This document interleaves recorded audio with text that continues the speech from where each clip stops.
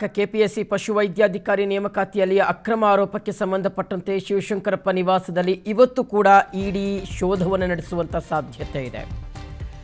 KPSC ಪಶುವೈದ್ಯಾಧಿಕಾರಿ ನೇಮಕಾತಿಯಲ್ಲಿ ನಡೆದಂತ ಅಕ್ರಮಕ್ಕೆ ಸಂಬಂಧಪಟ್ಟಂತೆ ನಿನ್ನೆ ಶಿವಶಂಕರಪ್ಪ ಸಾಹುಕಾರ್ ಅವರನ್ನ ಇಡಿ ಅಧಿಕಾರಿಗಳು ವಿಚಾರಣೆ ಮಾಡಿದ್ರು, ವಶಕ್ಕೆ ತಗೊಂಡಿದ್ರು.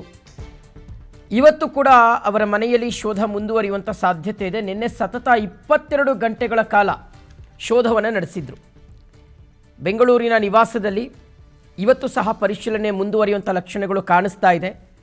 ನಿನ್ನೆ ತಡರಾತ್ರಿಯವರೆಗೂ ಶೋಧ ಕಾರ್ಯಾಚರಣೆಯಾಗಿತ್ತು. ಶಿವಶಂಕರಪ್ಪ ಮನೆಯಲ್ಲಿ ದಾಖಲೆಗಳು, ಬ್ಯಾಂಕ್ ಖಾತೆಗಳ ಬಗ್ಗೆ ತನಿಖೆ ನಡೆದಿತ್ತು. ಇಂದು ಕೂಡ ದಾಳಿ, ಶೋಧ ಕಾರ್ಯಾಚರಣೆ ಮುಂದುವರಿಯುವಂತಹ ಸಾಧ್ಯತೆ ಇದೆ ಅನ್ನೋದು ಗೊತ್ತಾಗ್ತಾ ಇದೆ.